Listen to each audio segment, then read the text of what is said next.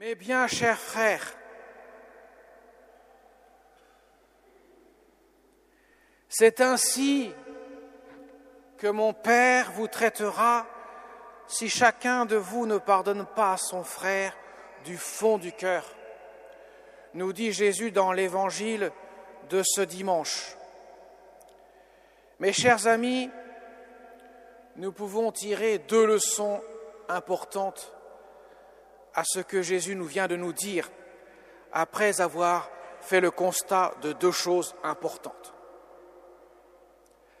La première, c'est quand, par la parabole que Jésus donne à Pierre et aux autres disciples, il montre qu'il y a une différence énorme, colossale, abyssale, entre ce que nous devons à Dieu et entre ce que les autres nous doivent quand ils nous font du mal.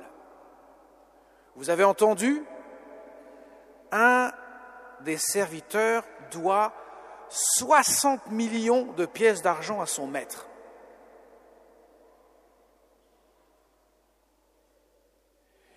Et lorsque ce serviteur se voit rembourser de sa dette, trouve l'un de ses compagnons, il ne lui doit que 100 pièces d'argent. Autrement dit, une somme tout à fait ridicule par rapport à l'immense somme de 60 millions de pièces d'argent. Alors bien sûr, vous avez reconnu dans la parabole, c'est ce que Jésus a montré. D'ailleurs, la conclusion le dit très bien. Mon Père, le Père du ciel, mon Père du ciel, mon Père, Dieu, c'est le Maître. Et nous sommes les serviteurs.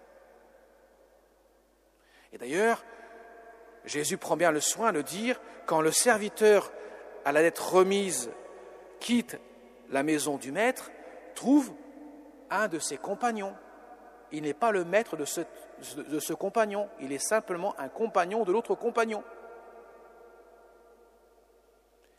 Donc l'on voit déjà, Jésus met d'emblée la différence qu'il y a entre la dette que les hommes ont envers Dieu et celle que les autres, notre prochain, a envers nous lorsqu'ils nous font du mal. D'ailleurs, la première lecture, nous l'avons entendu dans Ben Sira le sage, il dit bien « rancune et colère, voilà des choses abominables où le pécheur est passé maître. Celui qui se venge éprouvera la vengeance du Seigneur. Celui-ci tiendra un compte rigoureux de ses péchés dans ce cas-là. » C'est ce qui s'est produit. Comme il n'a pas voulu pardonner à son compagnon, eh bien le maître l'a fait revenir. Comment peux-tu agir comme ça ? Moi, je t'ai remis 60 millions de pièces d'argent et toi, tu n'as pas la délicatesse, le cœur, simplement le cœur, pour remettre 100 petites pièces d'argent à ton compagnon. Tu peux me supplier en espérant que je puisse t'accorder ce pardon, et toi, tu entends la supplication de ton compagnon et tu n'y prêtes aucun intérêt. Comment peux-tu agir ainsi ? Ton cœur est-il blindé de suffisance et d'orgueil pour ne pas être touché, saisi de compassion et de pitié pour ton frère qui te demande simplement de prendre patience. Alors mes chers amis, la leçon de ce constat, c'est qu'effectivement, quand il y a quelqu'un qui nous a fait beaucoup de mal, pas une bricole quand même, beaucoup de mal, eh bien, avant de lui réclamer ses comptes, enfin les comptes de ce qu'il doit, nous devons prendre conscience de notre péché envers Dieu. Parce que cela aura un résultat bien différent. Si nous prenons conscience de notre péché, cela pourra nous conduire à plus d'humilité, à reconnaître que nous sommes nous aussi faibles, que même si nous ne faisons pas le mal qu'on a pu nous faire, cependant, nous faisons aussi du mal. Et qu'on ne peut pas exiger des autres ce que nous ne voudrions pas que Dieu exige de nous. Nous ne pouvons pas infliger aux autres ce que nous ne voudrions pas que Dieu nous inflige. Nous ne pouvons pas supplier à Dieu, Seigneur, prends pitié de moi, si moi-même je ne suis pas dans la délicatesse d'accueillir la demande de pardon de mon frère.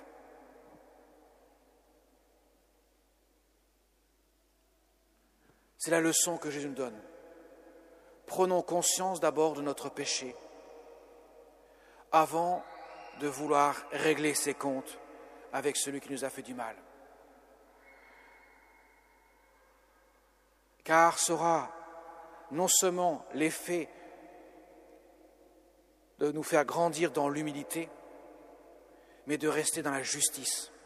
Parce que vous savez bien, mes chers amis, quand nous sommes frappés d'injustice et que nous voulons rendre la justice, cela dépasse toujours les bornes. Et notre justice se transforme souvent en injustice. Parce que nous exigeons plus même, lorsqu'on nous a fait du mal, qu'on nous rende au bien plus que ce que nous en avons été privés. Sans compter la conséquence que cela peut avoir pour l'autre, qui forcément fait grandir en lui la haine, ou du moins une certaine répulsion contre nous-mêmes, et en plus, nous nous éloignons de Dieu. La seconde leçon, qui vient du second constat, c'est que nous remarquons que le traitement que Dieu accorde à chacun d'entre nous est un peu différent de celui que nous accordons aux autres. Puisque Jésus dit bien, le Maître, il est enclin à la pitié, à prendre compassion de chacun d'entre nous. Il suffit de dire, prends patience envers moi et je te rembourserai tout. Et lui est saisi de compassion. Son cœur fond comme du beurre au soleil.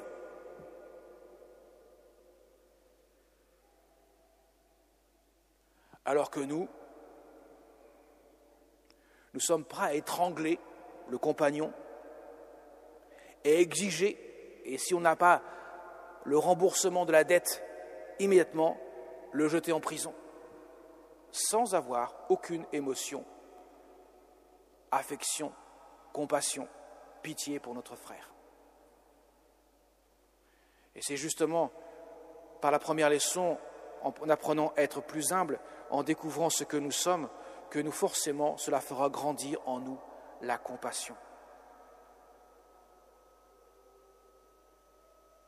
Alors la seconde leçon, bien sûr, mes chers amis, c'est que Jésus nous invite à la miséricorde.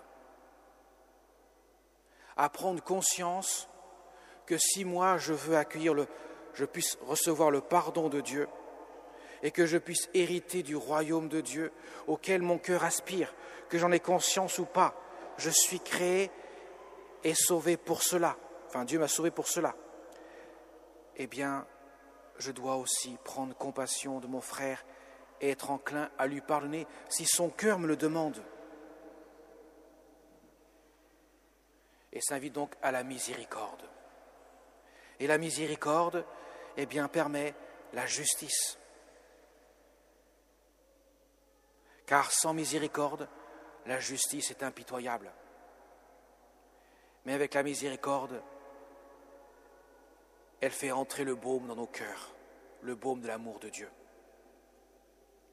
Voilà pourquoi Jésus répond à Pierre, je ne te dis pas jusqu'à 7 fois, mais jusqu'à 70 fois 7 fois. Et pour terminer, mes chers amis, prenons une figure incontournable de la miséricorde de Dieu. Celle qui aurait pu avoir dans son cœur une telle haine des hommes, en voyant son fils bien-aimé pendu au gibet de la croix, dans une scène absolument époustouflante de haine, de vocifération, de cris envers le Fils de Dieu. Bien sûr, vous avez reconnu la Vierge Marie. quand elle voit son fils traité durement par les hommes, alors qu'elle sait que son fils vient donner sa vie par amour pour eux, et que ces hommes-là, aussi bien les disciples qui vont tous partir, fuir en courant, trahir leur maître, à l'exception de Saint Jean, le brave Saint Jean, celui qui a un cœur aimant, doux et humble. Mais tous les autres, même Pierre, celui pourtant qui avait dit « Seigneur, j'irai jusqu'à la mort s'il le faut », et qui n'a pas tenu l'instant lorsque le coq chanta 2 fois, il a renié 3 fois son maître. Et jusqu'aux chefs des prêtres, aux scribes, aux pharisiens, aux sadducéens, jusqu'aux soldats romains, se déversant toute la puissance de leur haine et de la force de leurs bras pour les soldats sur le Christ. Et la Vierge Marie, assistant à ce spectacle inouï de violence et de haine, voyant, pourrait-on dire, l'enfer se déchaîner contre son Fils bien-aimé, aurait pu éprouver dans son cœur une aversion, une haine pour ces hommes-là. Mais non, Jésus lui demande justement, quelques instants avant de mourir, « Femme, voici ton fils. » Et comme la Vierge Marie n'est pas idiote, elle comprend tout. Elle ne comprend pas toujours tout, mais là, elle a compris tout. Lorsque Jésus avait 12 ans, elle n'a pas tout compris. Mais peu à peu, elle a commencé à comprendre le mystère du règne de Dieu qui advient dans la croix. Et là, au pied de la croix, elle saisit tout le mystère dans son cœur. Et elle comprend très bien que lorsque Jésus lui demande d'être la mère de Saint Jean, c'est la mère de tous les hommes. Ça veut dire que là, tout de suite, vient à son esprit ces hommes qui se sont déchaînés sur mon fils. Ceux-là aussi deviennent mes enfants. Ça veut dire que Jésus dit, tu vois, je veux que tu les aimes comme tu m'aimes moi. Je veux que tu les conduises à ma croix pour qu'ils puissent recevoir la plénitude de ma miséricorde que je vais déverser dans quelques instants sur eux. La Vierge Marie ne dit pas un mot, mais son cœur est tout oui. Son cœur est totalement ajusté à celui de son Fils, que lorsque d'ailleurs Jésus va rendre son dernier souffle, « Père, entre tes mains je remets mon esprit, tout est accompli ». Son âme humaine n'est plus là, il est mort. Donc il ne peut plus crier, il ne peut plus émettre un cri de douleur. Alors justement, quand le soldat va transpercer le cœur de Jésus, il est mort, il ne peut plus rien dire.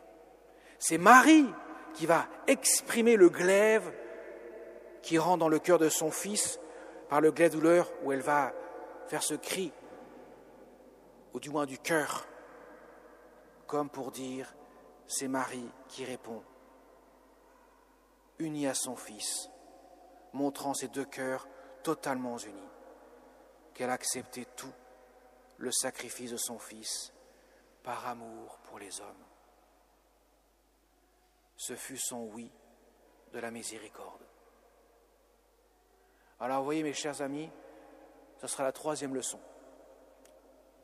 Promis, c'est la dernière.